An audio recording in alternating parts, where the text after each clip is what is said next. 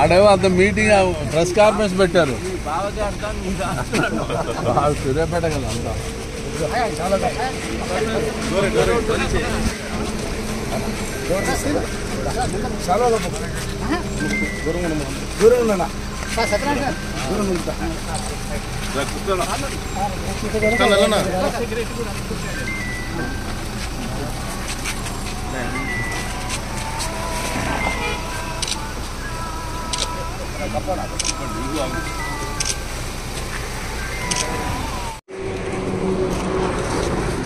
లో నూతన ప్రభుత్వం ఏర్పడిన తర్వాత రాష్ట్ర వ్యాపితంగా జర్నలిస్టుల్లో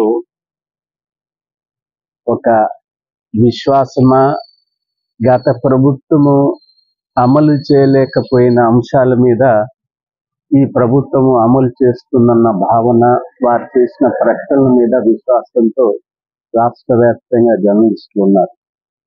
అందులో ప్రధానంగా ఇళ్ల స్థలాలు, ఇంటి సమస్య ప్రధానమైంది.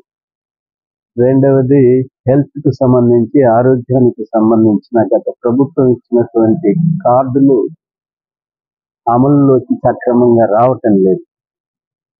ఈ రెండు అంశాలు ఈ ప్రభుత్వం మేము తప్పనిసరిగా ఈ రాష్ట్రంలోని జర్నలిస్టుల సంక్షేమానికి సంబంధించిన చర్యలన్నీ చేపడతామని చెప్పి ఆ బాధ్యత తెలంగాణ మీడియా అకాడమీ చైర్మన్, అలాగే మంత్రి, రెవెన్యూ మంత్రి, సమాచార శాఖ మంత్రి అయినటువంటి పొంగులేటి శ్రీనివాసరెడ్డి గారు మీరు కూర్చొని చర్చించి ఏ పరిష్కారం ఇచ్చినా దాని మీద నేను సంతకం చేయడానికి సిద్ధంగా ఉన్నానని ముఖ్యమంత్రి రేవంత్ రెడ్డి గారు పలు పర్యాయాలు ప్రకటించారు. అందువల్ల ఆ విశ్వాసం చాలా పెరిగింది.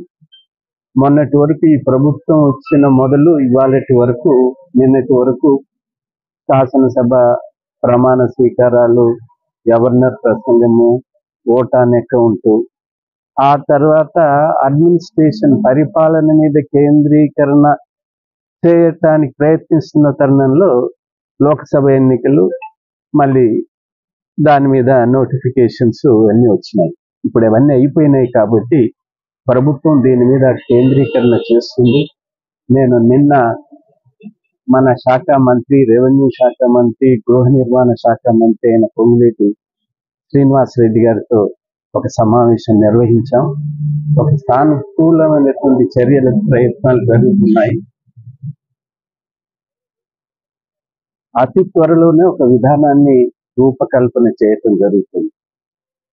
ఇక రెండవది అక్రిడేషన్స్ కి సంబంధించి అందరికీ ఈ రాష్ట్రంలో, దేశంలో ఎక్కడ లేనంత సంఖ్యలో 24,000 మంది అక్రిడేటెడ్ కరెస్పాండెంట్స్ ఉన్నారు. అర్హులైన అందరికీ అక్రిడేషన్స్ రావాలన్నది మన ఆకాంక్ష. కానీ ఇవి మిస్యూజ్ అవుతున్నాయి, స్క్రీన్ లైన్ చేయాల్సిన అవసరం ఉందన్న భావన నేను ఒక నెల రోజుల క్రితము అన్ని జర్నలిస్టు సంఘాలతో, నేతలతో కూర్చొని మాట్లాడినప్పుడు అందరూ భావించారు. అనర్హులకు కొంతమందికి వెళ్ళిన ప్రతిష్ట, జర్నలిజం ప్రతిష్ట, విలేకరుల ప్రతిష్ట దిగజారిపోతుంది అన్న భావన ఏర్పడింది. దాంతోపాటు బ్లాక్మెయిల్, మనం రంగారెడ్డి జిల్లాలో నెల రోజుల కింద ఒక వార్త చదివాం. కుటుంబం మొత్తం ఆత్మహత్య చేసుకుంది. కారణం అంటే చెప్పారు విలేకరుల ఈ ఘటనలు మనని, మన వ్యక్తిత్వాన్ని, మన ప్రొఫెషన్ ని చాలా అపహాస్యం పాలు చేస్తున్నాయి. ప్రజల ముందు మన విలువ తగ్గిపోతుంది. దీన్ని సీరియస్ గా తీసుకోవాలా, చర్చించాలా అని చెప్పారు. అర్హులైన అందరికీ వచ్చేటట్టు, తర్వాత ఇలాంటి అపశృతులు, ఇలాంటి అర్హత లేని వారికి వచ్చే దాన్ని కొద్దిగా కంట్రోల్ చేయాల్సిన పరిస్థితి ఉంది. దీని మీద అందుకనే ఈ అక్రిడేషన్స్ ఈ నెల ఆఖరికి పూర్తవుతాయి అనుకుంటాను. దీన్ని ఒక 3 మాసాలు పొడిగించి ఈ స్క్రీన్ లైన్ చేద్దామని భావిస్తున్నాం. అనర్హత ఉన్న వారికి తప్ప అర్హత ఉన్న వాళ్ళందరికీ ఖచ్చితంగా అక్రిడేషన్స్ ఇవ్వాల్సింది. అది మన లక్ష్యం కూడా మనం గతంలో కూడా పోరాడడం, యూనియన్ తరఫున కూడా పోరాడడం. ఈ 3 అంశాల మీద త్వరలో సానుకూలమైనటువంటి చర్యలు ప్రారంభమవుతాయి నేను విశ్వసిస్తున్నాను.